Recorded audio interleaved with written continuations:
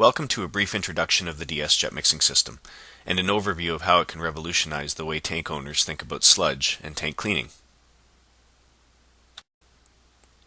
For as long as transporters and refiners have been storing crude and other heavy oils in large above-ground storage tanks, they've had to deal with accumulated tank bottoms, sediment, and water, what we commonly refer to as sludge. Conventional methods of preventing sludge buildup were attempted through agitation of the product inside the tank, moving it continuously throughout the tank. This was generally accomplished by the use of side-entry propeller mixers. But side-entry props have some significant limitations. Firstly, their general mechanical design, that of a shaft spinning at a high rate of speed through a bushing and turning the propeller. This design tends to result in leaking around the packing to the outside of the tank. This happens so frequently, in fact, that many tank operators don't run the mixers continuously, as they were designed to do, for fear of developing leaks. Secondly, side-entry propeller mixers don't generate enough fluid velocity throughout the tank to keep the heavier wax molecules from falling out of suspension and starting the process by which sludge is formed. This can be noted by the very typical profile of accumulated tank bottoms found in storage tanks with SEP mixers installed. As is often seen, the area in front of the mixer is generally free of sludge. However, beyond the effective radius of the propeller blades, the sludge is not only formed, but is piled up to levels such that the floating roof of the tank often can't be landed, resulting in operational issues and lost inventory. In an effort to solve this problem, a number of designs that incorporated jet mixing, the introduction of a fluid jet into the tank, were introduced to the marketplace. These generally used a stream of product taken from the tank itself or from another source, moving it through a large pump and injecting it back into the tank using a jet nozzle. The most notable of these new jet mixers was the P43, developed by Exxon in the early 1970s. Though a huge improvement over propeller systems, certain engineering flaws, the double right angle offset that diminishes fluid flow by as much as 50%, for example, caused the solution to be less than optimal. In order to understand why jet mixing can be effective, it's helpful to understand what creates sludge in the first place. In most cases of crude oil sludge accumulation, the bottoms, or sludge, are paraffin-based. This means that the primary constituents of the sludge are long straight-chain hydrocarbon molecules, or paraffins. In the majority of sludge, as typically seen, even the very bad sludge, the paraffin content is at least 80%. Usually the other components are inorganics, asphaltenes, and water. There's very little in the way of a body of academic work or research with respect to sludge formation. However, it is possible to draw some correlation from the study of sedimentation. Research by a number of sedimentologists, namely Hulstrom, Sundborg, and Shields, has qualitatively and quantitatively equated fluid velocity with the ability of that fluid to maintain particles in suspension.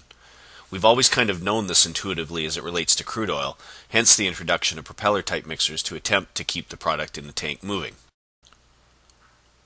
The critical velocity of a typical crude oil required to keep sheared paraffins in suspension is between 3 feet and 5 feet per second. For instance, if crude oil is traveling down a pipeline at 3 feet per second or greater, it's very difficult for paraffins to consolidate and form wax inside the line. However, should the speed of the fluid drop significantly, it becomes much easier for wax to form. This is the same phenomenon that causes sludge formation in the bottom of storage tanks. When the crude or parent crude enters the storage tank, it is more or less homogeneous, as a result of the mixing experiences during transportation. Therefore, mixed evenly throughout the crude are all of the constituent molecules, including the long straight-chain paraffins. With time, and in the absence of sufficient fluid velocity, these long straight-chain paraffins will attract to each other, or flocculate. Eventually, a number of paraffins will combine to form a particle that is more concentrated and dense than the surrounding oil. As a result of the differences in density between the aggregated particles and the surrounding oil, these particles slowly make their way to the bottom of the tank, under the influence of gravity. Initially, these particles are disorganized and stacked randomly on the bottom of the tank, forming what could commonly be referred to as a gel. Over time, especially in the presence of changes in temperature and changes in hydrostatic pressure, the gel will further organize itself and stratify, forming a more cohesive, viscous sludge. Paraffin-based sludge is thixotropic, non-Newtonian, meaning it will thin or become less viscous when subject to shearing forces. The most effective way to introduce shearing force into a non-Newtonian fluid is through a submerged high-velocity fluid jet. And that is specifically what the DS jet mixing system is designed to do. Like early-stage conventional jet mixers, it utilizes a fluid jet.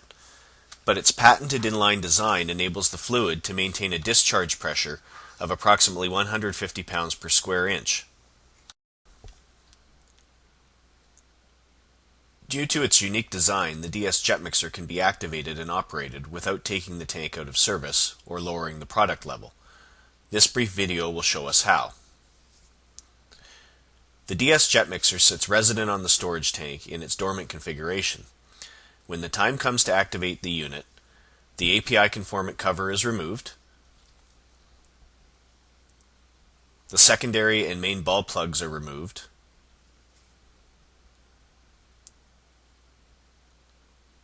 and the expandable plug in the neck of the mixer remains to seal the unit and isolate the product in the tank.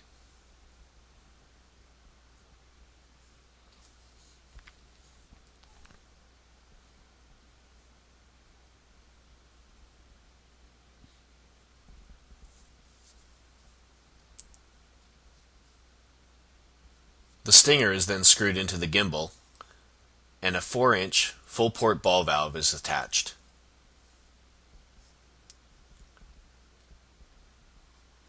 A stuffing box is bolted to the ball valve, and the retraction tool is inserted to engage the expandable plug.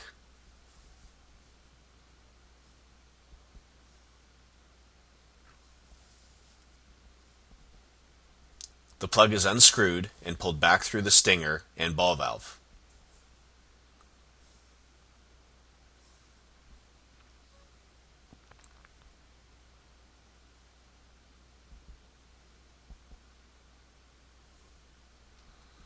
The valve is closed, and the retraction tool, plug, and stuffing box are removed. The DS jet mixer is now ready for hookup to the pump for jetting.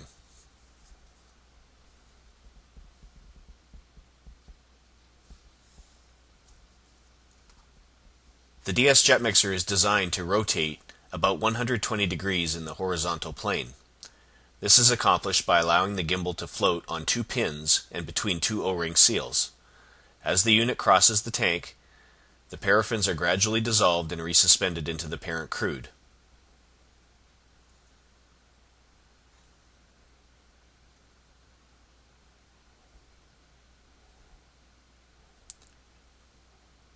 When the activation has been completed, the process is reversed and the DS jet mixer is placed back in dormant configuration, awaiting its next activation.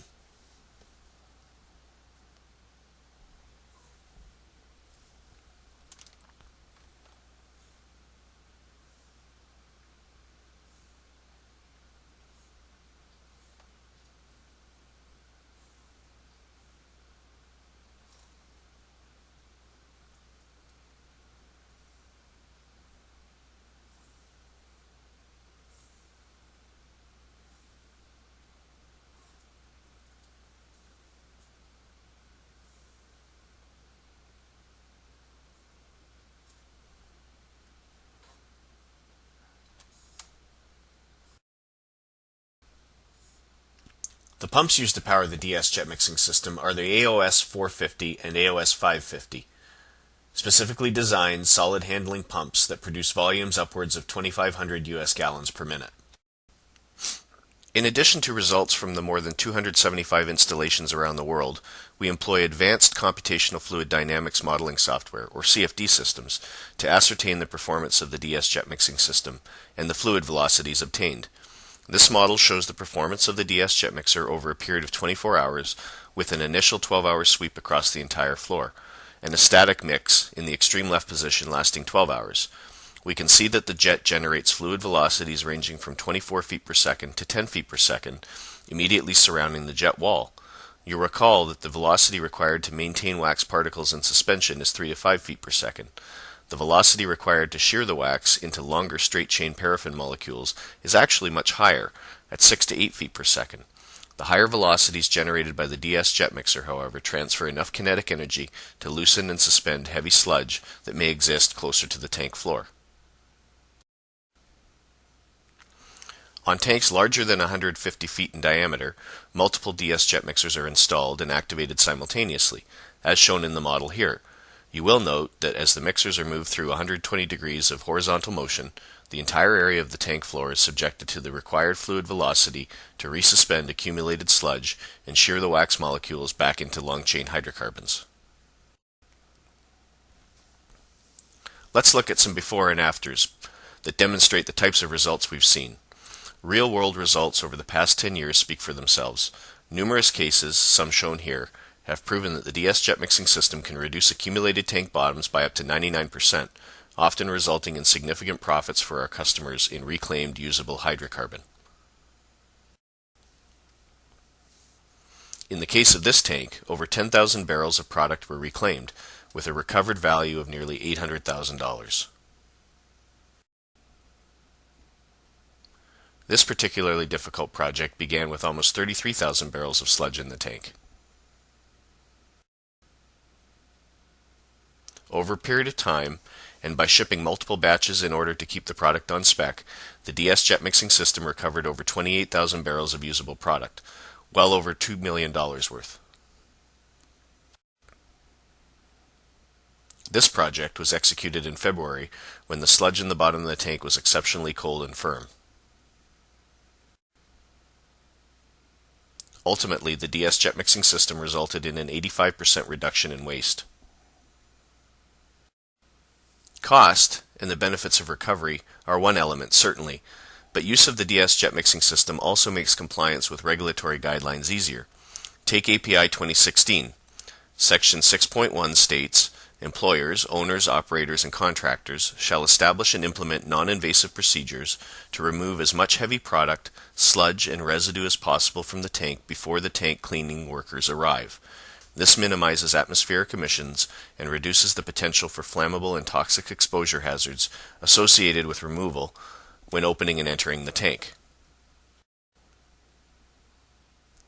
It goes on to say in section 6.1.4, employers, owners, operators, and contractors should reclaim and recycle as much recoverable product and usable components of the sludge and residue as possible in order to minimize the amount of hazardous waste. So API is pretty clear about what it would like to see in that regard.